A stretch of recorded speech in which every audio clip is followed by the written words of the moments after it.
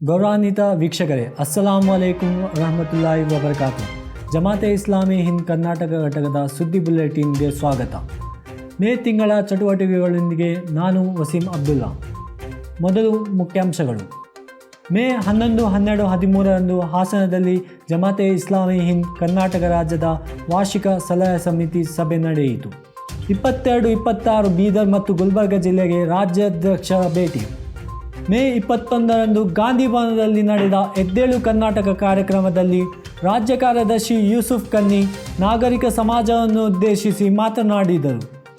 ಕರ್ನಾಟಕ ಸರ್ಕಾರದ ಅಲ್ಪಸಂಖ್ಯಾತ ಆಯೋಗದ ಮಾಜಿ ಅಧ್ಯಕ್ಷರಾದ ಶ್ರೀ ಅಬ್ದುಲ್ ಅಜೀಂ ಮತ್ತು ಕರ್ನಾಟಕ ವಕ್ಫ್ ಮಂಡಳಿಯ ಮಾಜಿ ಸಿಇಒ ಶ್ರೀ ಮುಜಿಬುಲ್ಲಾ ಜಫಾರಿ ಅವರು ರಾಜ್ಯ ಕಚೇರಿಯಲ್ಲಿ ರಾಜ್ಯಾಧ್ಯಕ್ಷರು ಡಾಕ್ಟರ್ ಮೊಹಮ್ಮದ್ ಸಾದ್ ಬೆಳಗಾವಿ ಅವರನ್ನು ಭೇಟಿ ಮಾಡಿದರು. ಬೇಸಿಗೆ ರಜೆಯಲ್ಲಿ ಕರ್ನಾಟಕ ರಾಜ್ಯದ ಹಲವು ಭಾಗಗಳಲ್ಲಿ ಬೇಸಿಗೆ ಇಸ್ಲಾಮಿಕ್ ಶಿಬಿರ.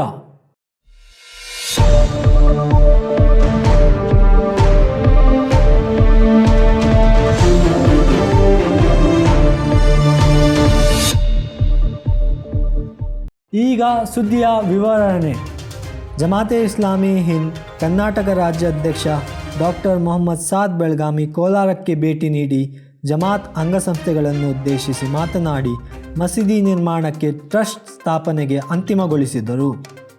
11, 12, 13 ಹಾಸನದಲ್ಲಿ ಜಮಾತೆ ಇಸ್ಲಾಮಿ ಹಿಂದ್ ಕರ್ನಾಟಕ ರಾಜ್ಯದ ವಾರ್ಷಿಕ ಸಲಹಾ ಸಮಿತಿ ಸಭೆ.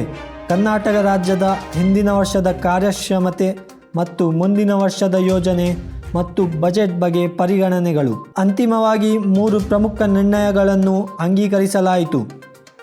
3ನೇ ಹಂತದ ಸಂಸದೀಯ ಚುನಾವಣೆ. ಕರ್ನಾಟಕ ರಾಜ್ಯದ 2ನೇ ಹಂತದ ಚುನಾವಣೆಯಲ್ಲಿ ಬೂತ್ ಮಟ್ಟದಲ್ಲಿ ಜಮಾತ್ ಕಾರ್ಯಕರ್ತರು ತಮ್ಮನ್ನು ತೊಡಗಿಸಿಕೊಂಡಿದ್ದರು.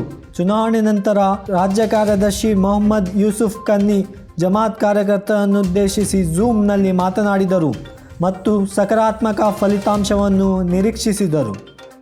ಮೇ 22ರಿಂದ 24ರವರೆಗೆ ಗುಲ್ಬರ್ಗಾ ಜಿಲ್ಲೆಗೆ ರಾಜ್ಯಾಧ್ಯಕ್ಷರ 3 ದಿನಗಳ ಪ್ರವಾಸವನ್ನು ಆಯೋಜಿಸಲಾಗಿತ್ತು. ಈ ಪ್ರವಾಸದಲ್ಲಿ ರಾಜ್ಯ ಕಾರ್ಯದರ್ಶಿ ಮೊಹಮ್ಮದ್ ಬಿಲಾಲ್ ಕೂಡ ಇದ್ದರು. ಸೇಡಂ ನಗರದಲ್ಲಿ ಸದಸ್ಯತ್ವ ಅರ್ಜಿದಾರರ ಸಭೆ ನಡೆಸಲಾಯಿತು. ನಗರದ ಗಣ್ಯರನ್ನುದ್ದೇಶಿಸಿ ಭಾಷಣ ಮಾಡಿದರು.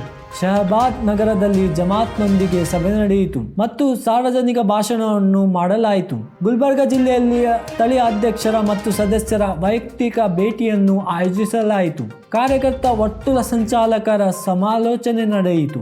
ಎಸ್ಐಒ ಮತ್ತು ಸ್ಥಳೀಯ ಯುವಕರೊಂದಿಗೆ ಸಂವಾದ ನಡೆಸಲಾಯಿತು.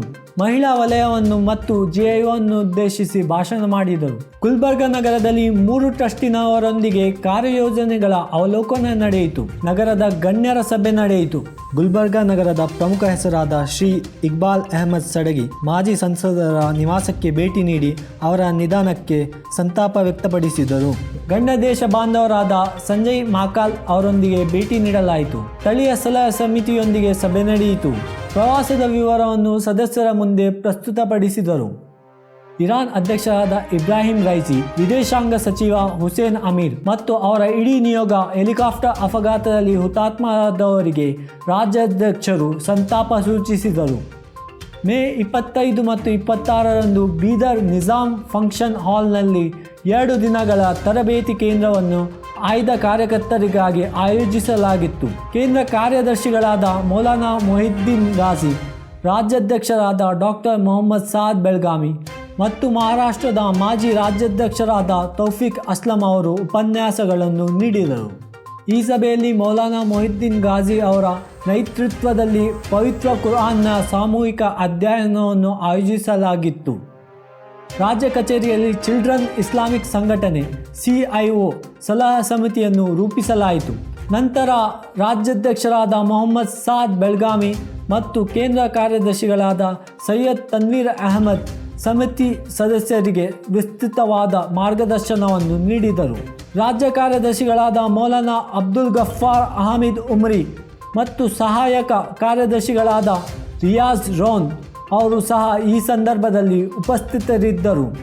ಈ ಸಭೆಯಲ್ಲಿ ಪ್ರಮುಖ ವ್ಯಕ್ತಿಗಳು CIO ಕುರಿತು ತಮ್ಮ ಮಾರ್ಗದರ್ಶನವನ್ನು ನೀಡಿದರು.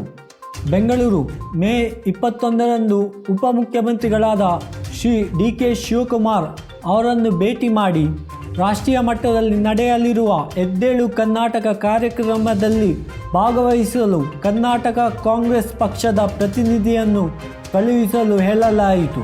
ಈ ಸಂದರ್ಭದಲ್ಲಿ ರಾಜ್ಯ ಕಾರ್ಯದರ್ಶಿಗಳಾದ ಶ್ರೀ ಮೊಹಮ್ಮದ್ ಯೂಸುಫ್ ಕನ್ನಿ, ಸಹಾಯಕ ಕಾರ್ಯದರ್ಶಿಗಳಾದ ಶ್ರೀ ಮೊಹಮ್ಮದ್ ತಲ್ಹಾ, ಶ್ರೀಮತಿ ವಾಸವಿ ಮೇಡಮ್ ಮತ್ತು ಶ್ರೀಮತಿ ತಾರಾ ರಾವ್ ರವರು ಉಪಸ್ಥಿತರಿದ್ದರು.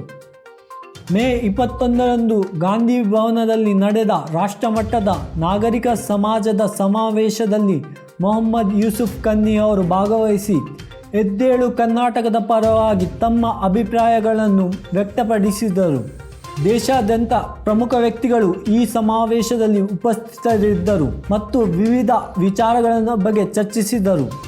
ಕರ್ನಾಟಕ ಸರ್ಕಾರದ ಮಾಜಿ ಅಲ್ಪಸಂಖ್ಯಾತ ಆಯೋಗದ ಅಧ್ಯಕ್ಷರಾದ ಮಾನ್ಯ ಅಬ್ದುಲ್ ಅಜೀಂ ಮತ್ತು ಕರ್ನಾಟಕ ವಕ್ಫ್ ಬೋರ್ಡ್ ಮಾಜಿ ಸಿಇಒ ಆದ ಮಾನ್ಯ ಮುಜಿಬುಲ್ಲಾ ಜಫಾರಿ ರಾಜ್ಯ ಕಚೇರಿಗೆ ಭೇಟಿ ನೀಡಿ ರಾಜ್ಯಾಧ್ಯಕ್ಷ ಡಾಕ್ಟರ್ ಮೊಹಮ್ಮದ್ ಸಾದ್ ಬೆಳಗಾವಿ, ರಾಜ್ಯ ಕಾರ್ಯದರ್ಶಿಗಳಾದ ಮಾನ್ಯ ಮೊಹಮ್ಮದ್ ಯೂಸುಫ್ ಕನ್ನಿ ಮತ್ತು ಮೌಲಾನಾ ವೈದುದ್ದೀನ್ ಖಾನ್ ಉಮ್ರಿ ಮದನಿ ಅವರೊಂದಿಗೆ ಸಮುದಾಯದ ಸಮಸ್ಯೆಗಳು ಮತ್ತು ಬೇಡಿಕೆಗಳ ಬಗ್ಗೆ ಚರ್ಚಿಸಿದರು.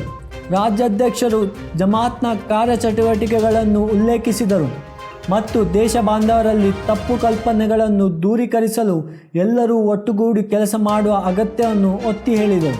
ಮಾನ್ಯ ಅಬ್ದುಲ್ ಅಜೀಂ ಅವರು ಮತ್ತೆ ಭೇಟಿಯಾಗಲು ಬಯಸಿದರು. ಈಗ ಕೆಲವು ಸ್ಥಳೀಯ ಸುದ್ದಿಗಳು.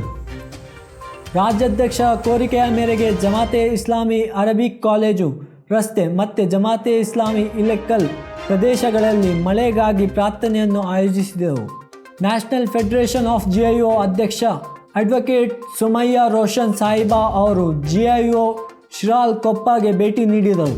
GIO ಕಾರ್ಯಕರ್ತರು, ಮಹಿಳಾ ವಿಭಾಗ ಮತ್ತು ನಗರದ ಪ್ರಮುಖ ಮಹಿಳೆಯರೊಂದಿಗೆ ಭೇಟಿ ನೀಡಿದರು. ಅರೆಹಳ್ಳಿ ಮತ್ತು ಉಡುಪಿಯಲ್ಲಿ ಜಮಾತೆ ಇಸ್ಲಾಮಿ ಹಿಂದ್ ಈದ್ ಮಿಲನ್ ಕಾರ್ಯಕ್ರಮದಲ್ಲಿ ನಾಡಿನ ದೇಶ ಬಾಂಧವರು ಹಾಗೂ ಪ್ರಮುಖ ವ್ಯಕ್ತಿಗಳು ಭಾಗವಹಿಸಿದರು. ಅವರು ಈದ್ ಮಿಲನ್ ಕಾರ್ಯಕ್ರಮದಲ್ಲಿ ಭಾಗವಹಿಸುವ ಮೂಲಕ ಸಂತೋಷವನ್ನು ವ್ಯಕ್ತಪಡಿಸಿದರು. ಸಾಮರಸ್ಯದ ಸಮಾಜಕ್ಕೆ ಇಂತಹ ಕಾರ್ಯಕ್ರಮಗಳ ಮಹತ್ವವನ್ನು ಒತ್ತಿ ಹೇಳಿದರು. ಹಾಸನದ ಇಸ್ಲಾಮಿಕ್ ಸೆಂಟರ್ನಲ್ಲಿ ನಡೆದ ಪ್ರಸ್ತುತ ಸನ್ನಿವೇಶ, ದಾವತ್ನ ಕರ್ತವ್ಯ ಮತ್ತು ಮುಸ್ಲಿಂ ಉಮ್ಮಾ ವಿಷಯದ ಮೇಲೆ ರಾಜ್ಯಾಧ್ಯಕ್ಷರಾದ ಡಾಕ್ಟರ್ ಮೊಹಮ್ಮದ್ ಸಾದ್ ಬೆಳಗಾವಿ, ಶೂರಾ ಸದಸ್ಯರಾದ ಮೌಲಾನಾ ಇಕ್ಬಾಲ್ ಮುಲ್ಲಾ ಮತ್ತು ಲಬೀಸ್ ಶಾಫಿ ಆಲಿಯಾ ಅವರು ದೂರದೃಷ್ಟಿಯ ಭಾಷಣಗಳು ಮಾಡಿದರು. ಹಾಸನ ನಗರದ ಪ್ರಮುಖ ವ್ಯಕ್ತಿಗಳೊಂದಿಗೆ ಹೆಚ್ಚಿನ ಸಂಖ್ಯೆಯ ಜನರು ಭಾಗವಹಿಸಿದರು. ಜಮಾತೆ ಇಸ್ಲಾಮಿ ಹಿಂದ್ ಹಾಸನ ಮತ್ತು ಉತ್ತರ ಕನ್ನಡ ಜಿಲ್ಲೆಯ ವತಿಯಿಂದ 1 ದಿನದ ತರಬೇತಿ ಸಭೆ, ಕುರಾನ್ ಪಠಣ, ವ್ಯಕ್ತಿಗಳಿಗೆ ತರಬೇತಿ, ಸಮಾಜ ಸುಧಾರಣೆ, ವಿಸ್ತರಣೆ ಮತ್ತು ಸ್ಥಿರತೆಯನ್ನು ಆಯೋಜಿಸಲಾಯಿತು. ಮೇ 19ರಂದು ರಾಜ್ಯ ಕಾರ್ಯದರ್ಶಿ ಮಾನ್ಯ ಯೂಸುಫ್ ಕನ್ನಿ ಸಾಹೇಬ್ ಮತ್ತು ಸೌಲತ್ ಫೈನಾನ್ಸ್ CEO ಉಸಮಾ ಖಾನ್ ಅವರು ಕಲಬುರಗಿಯಲ್ಲಿ ಸೌಹಾರ್ದ ಸಹಕಾರಿ ಬಡ್ಡಿರಹಿತ ಸಂಘವನ್ನು ಉದ್ಘಾಟಿಸಿದರು.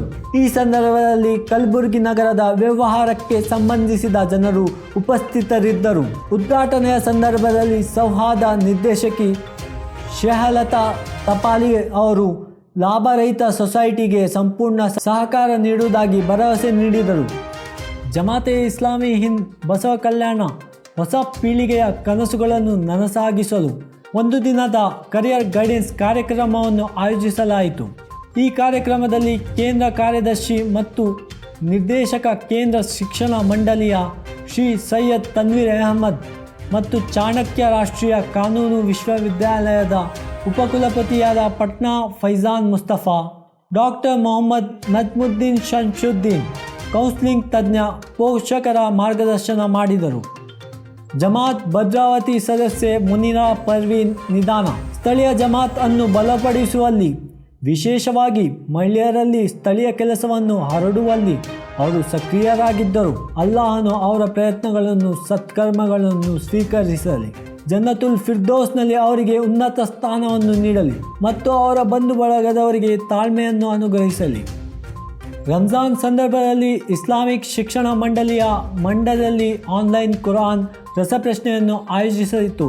ಇದರಲ್ಲಿ ಮಂಡ್ಯ, ರಾಮನಗರ ಮತ್ತು ಬೆಂಗಳೂರು ಗ್ರಾಮಾಂತರದಿಂದ ಹೆಚ್ಚಿನ ಸಂಖ್ಯೆಯಲ್ಲಿ ಪುರುಷರು ಮತ್ತು ಮಹಿಳೆಯರು ಭಾಗವಹಿಸಿದರು. ಸಮಾರಂಭವು ಮೇ 19, 26 ಮತ್ತು 12ರಂದು ನಡೆಯಿತು. ವಲಯ ಸಂಚಾಲಕರಾದ ಲೈಕುಲ್ಲಾ ಖಾನ್ ಮನ್ಸೂರಿ ಮತ್ತು ಇಸ್ಲಾಮಿಕ್ ಶಿಕ್ಷಣ ಮಂಡಳಿಯ ರಿಯಾದ್ ಡ್ರೋನ್ ಭಾಗವಹಿಸಿದವರನ್ನು ಉದ್ದೇಶಿಸಿ ಮಾತನಾಡಿದರು. ಸರ್ವಶಕ್ತನಾದ ಅಲ್ಲಾಹನು ಈ ಎಲ್ಲ ಭಾಗವಹಿಸಿದವರನ್ನು ಇಸ್ಲಾಮಿಕ್ ಚಳುವಳಿಯಲ್ಲಿ ಉಪಯುಕ್ತವಾಗಿಸಲಿ. ಆಮೀನ್. ವಿದ್ಯಾರ್ಥಿಗಳ ಸಮಯವನ್ನು ಸದುಪಯೋಗಗೊಳಿಸಲು ಶಾಲೆಗಳಲ್ಲಿ ಬೇಸಿಗೆ ರಜೆಯ ಲಾಭವನ್ನು ಪಡೆಯಲು ರಾಜ್ಯಾದ್ಯಂತ GIO, CIO ಮತ್ತು SIO ಬೇಸಿಗೆ ಶಿಬಿರವನ್ನು ಆಯೋಜಿಸಿತು. ಇದರಲ್ಲಿ ವಿದ್ಯಾರ್ಥಿಗಳ ವಯಸ್ಸಿಗೆ ಅನುಗುಣವಾಗಿ ಮೂಲಭೂತ ಇಸ್ಲಾಮಿಕ್ ಬೋಧನೆಗಳು, ಬೆಳಿಗ್ಗೆ ಮತ್ತು ಸಂಜೆ ಪಠಣ ಮತ್ತು ಮೃದು ಕೌಶಲ್ಯಗಳನ್ನು ಮಕ್ಕಳಲ್ಲಿ ಇಸ್ಲಾಮಿಕ್ ಮೌಲ್ಯಗಳನ್ನು ಬೆಳೆಸಲು ಕಲಿಸಲಾಯಿತು. ಬೇಸಿಗೆ ಶಿಬಿರವನ್ನು ಆಸಕ್ತಿದಾಯಕವಾಗಿಸಲು ಕ್ರೀಡೆಗಳ ಮೂಲಕ ತಂಡ ನಿರ್ಮಾಣ ಮತ್ತು ನಾಯಕತ್ವದ ಗುಣಗಳನ್ನು ಅಭಿವೃದ್ಧಿಪಡಿಸಲು ತರಬೇತಿ ನೀಡಲಾಯಿತು. ಕಲಬುರಗಿ, ರಾಯಚೂರು, ರಟ್ಟೆಹಳ್ಳಿಯಲ್ಲಿ ಸಮಾರೋಪ ಕಾರ್ಯಕ್ರಮವನ್ನು ಆಯೋಜಿಸುವ ಮೂಲಕ ಮಕ್ಕಳಿಗೆ ಬಹುಮಾನವನ್ನು ವಿತರಿಸಲಾಯಿತು. ಶಿರಾಳಕೊಪ್ಪ ಶಿಬಿರದ ಕೊನೆಯ ದಿನ ಮಕ್ಕಳು ಆವೋ ಸ್ಕೂಲ್ ಚಲೆ ಹಮ್ ಕಾಲ್ನಡೆಗೆ ಜಾಥಾ.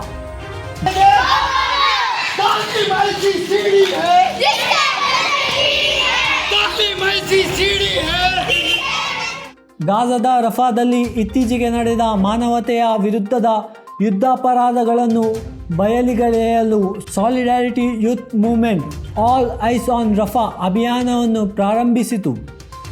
ರಾಜ್ಯ ಕಚೇರಿ ಶಾಂತಿ ಸದನದಲ್ಲಿ ಮೇ 25-26ರಂದು GIO ರಾಜ್ಯ ಸಲಹಾ ಸಮಿತಿ ಸಭೆ ನಡೆಯಿತು.